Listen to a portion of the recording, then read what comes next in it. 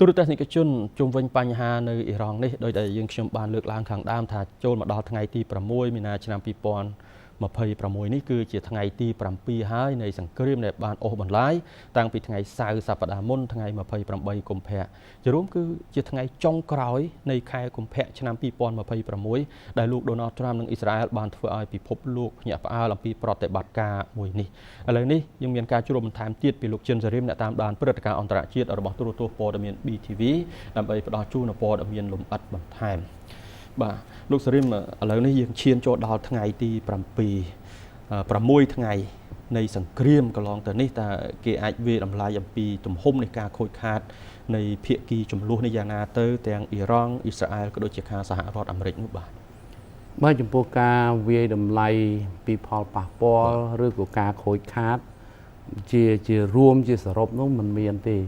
ប៉ុន្តែគ្រាន់តែគេកត់សម្គាល់ឃើញថាសង្គ្រាមរយៈពេល6ថ្ងៃកន្លងមកនេះគឺធ្វើឲ្យមានការខូចខាតដំណំទាំងសងខាងសហរដ្ឋអាមេរិកក៏មានការខូចខាតច្រើនដែរដោយមានការលិចលង់នាវាចម្បាំងរបស់ខ្លួនជាច្រើនគ្រឿងប៉ុន្តែមិនមានទិន្នន័យពិតប្រាកដទេដោយសារតែសូម្បីតែការបាត់បង់អាយុជីវិតកងកម្លាំងយោធារបស់សហរដ្ឋអាមេរិកក៏ត្រូវបានលាក់ចិត្តដែរប៉ុន្តែគេប្រើពាក្យថា dozen of ship មានន័យថារាប់សិបគ្រឿងដែរខាងសហរដ្ឋអាមេរិកនេះដែលត្រូវបានខាងភាគីអ៊ីរ៉ង់បាញ់ពន្លិចចំណែកសហរដ្ឋអាមេរិកអះអាងមកខាងអ៊ីរ៉ង់នេះថាខ្លួនបានបាញ់ពន្លិចនាវាចម្បាំងរបស់ប្រទេសអ៊ីរ៉ង់នេះអស់ដល់ទៅជាង30គ្រឿងដូច្នេះមានន័យថាការអះអាងនេះក៏ជាម្យ៉ាងដែរប៉ុន្តែប្រយ័ត្នពីផលប៉ះពាល់ជាការខូចខាតហើយបើខាងអ៊ីរ៉ង់មិនទាន់ត្រូវបានវាស់ស្ទង់ថាមានការខូចខាតនៅទីតាំងណាខ្លះក្នុងតម្លៃប្រមាណទេប៉ុន្តែគ្រាន់តែខាង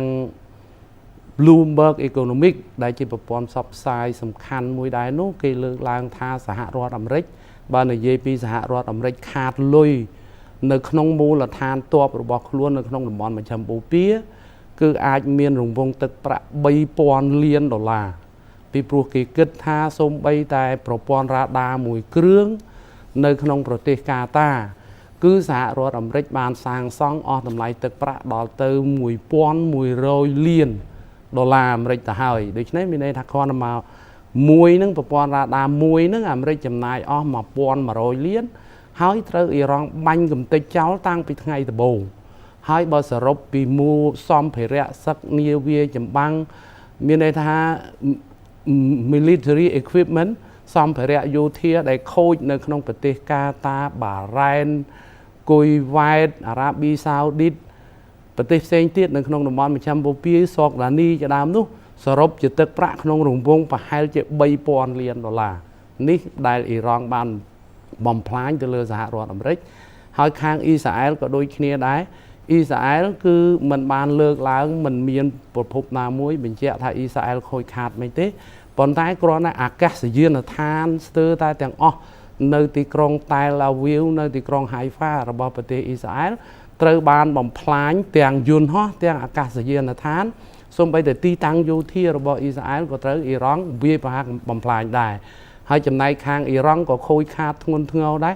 គ្រាន់តែប្រព័ន្ធផ្សព្វផ្សាយទូរទស្សន៍អ៊ីណារបស់ប្រទេសអ៊ីរ៉ង់ថាទីតាំងនៅក្នុងប្រទេសអ៊ីរ៉ង់របស់ខ្លួននេះក្នុងរង្វង់ដល់ទៅ600កន្លែងជាងឯនោះត្រូវបានបំផ្លាញដោយគ្រាប់មីស៊ីលរបស់សហរដ្ឋអាមេរិកដោយយន្តហោះចម្បាំងរបស់សហរដ្ឋអាមេរិកនិងអ៊ីស្រាអែលទៅវាយប្រហារដូច្នេះនិយាយជារួមមកវិញបើនិយាយពីតម្លៃនៃការខូចខាតសរុបទាំងអស់ក្នុងសង្គ្រាមឈានចូលដល់ថ្ងៃទី7រវាងអ៊ីស្រាអែលអាមេរិកប្រឆាំងអ៊ីរ៉ង់នេះមិនទាន់មានការប៉ាន់ប្រមាណថាអស់តម្លៃទឹកប្រាក់ប្រមាណទេប៉ុន្តែគ្រាន់តែការខូចខាតនេះគឺមានទាំងសងខាងហើយអ៊ីស្រាអែលនិងអ៊ីរ៉ង់ដែលជាសត្រូវសួរពូជនៅក្នុងតំបន់នេះគឺរងគ្រោះខ្លាំងជាងគេនិងមានការខូចខាតធ្ងន់ធ្ងរជាងគេក្នុងសង្គ្រាមចូលថ្ងៃទី7ហ្នឹងបាទងាកមកកាន់សញ្ញាវិជ្ជមានខ្លះវិញតើវាយគ្នា6ថ្ងៃពេញឥឡូវឈានចូលដល់ថ្ងៃទី7តើមើលទៅមានសញ្ញាវិជ្ជមានណាខ្លះដែលថាស្ថានភាពអាចធូរថយទៅវិញទេលោកស្រីបាទចំពោះសញ្ញាវិជ្ជមានមានតែតិចតួចណាស់តិចតួចនៅត្រង់ថាអង្គការសហប្រជាជាតិបានអំពាវនាវឲ្យភាគីជំនួសគឺសហរដ្ឋអាមេរិកនិងអ៊ីរ៉ង់នឹងជួបចរចាគ្នា ឬប្រើយន្តការទូតដើម្បីបញ្ចប់សង្គ្រាមនៅក្នុងប្រទេសអ៊ីរ៉ង់ហ្នឹងយន្តការទូតមានន័យថាទំនាក់ទំនងគ្នាដោយសម្ដីមានជាអន្តរការីក៏បានម្យ៉ាងទៀតបណ្ដាប្រទេសនៅក្នុងតំបន់មជ្ឈិមបូព៌ាក្នុងនេះមានគុយវ៉ែតបារ៉ែនអារ៉ាប៊ីសាអូឌីតអូម៉ង់ជាដើមនឹងបានអំពាវនាវដែរបានជំរុញឲ្យសហរដ្ឋអាមេរិកនិងអ៊ីរ៉ង់ប្រឈប់ការវាយប្រហារគ្នាប្រឈប់សង្គ្រាមនឹងទៅដោយយកយន្តការចរចាឲ្យភាគីទាំងពីរនឹងចរចាប៉ុន្តែបើនិយាយពីរឿងចរចានេះសហរដ្ឋអាមេរិកដែលលោកដូណាល់ត្រាំបានលើកចាប់តាំងពីថ្ងៃអង្គារសប្តាហ៍នេះលោកថាអ៊ីរ៉ង់បានបោះដៃរសុំចរចាជាមួយសហរដ្ឋអាមេរិកហើយលោកក៏ឯកភាពដែរលោកត្រាំបាននិយាយថាលោកឯកភាពបើអ៊ីរ៉ង់ចង់ជួបចរចាគឺលោកនឹងអាចជួបចរចាប៉ុន្តែបើខាងភាគីអ៊ីរ៉ង់វិញលោកអាបាសអារ៉ាក់ជីដែលជារដ្ឋមន្ត្រីការបរទេសរបស់ប្រទេសអ៊ីរ៉ង់វិញថាអត់ទេខណៈពេលនេះគឺអ៊ីរ៉ង់អត់ត្រូវចរចាទេគឺអ៊ីរ៉ង់នៅទទួលស្វាគមន៍សហរដ្ឋអាមេរិកនិងសងសឹកទៅលើសហរដ្ឋអាមេរិកនិងអ៊ីស្រាអែលសិនគឺអត់មាននិយាយគ្នារឿងចរចាទេហើយអ៊ីរ៉ង់ក៏មិនបានបោះដៃទៅរកសហរដ្ឋអាមេរិកក្នុងការចរចាដែរដូច្នេះបើនិយាយពីរឿងចរចាវានៅជំទាស់គ្នាប៉ុន្តែទោះបីយ៉ាងណាក៏ដោយសរុបជារួមនៅលើពិភពលោកនេះគឺគេឲ្យតម្លៃទៅលើការចរចាទើបអាចបញ្ចប់សង្គ្រាមបានបើសិនបើវាប្រហារយកឈ្នះចាញ់បែបនេះគឺអត់ទេហើយសញ្ញាមួយទៀតនោះសង្គ្រាមនេះមិនត្រឹមតែអាចថាចប់ទេវាកាន់តែធំដោយសារតែភាគីពីរគឺទី1អ៊ីស្រាអែលទី2អ៊ីរ៉ង់នឹងនៅតែក្រហមដាក់គ្នាអ៊ីស្រាអែលថាវាយប្រហារអ៊ីរ៉ង់រហូតដល់ឲ្យអ៊ីរ៉ង់ចុះចាញ់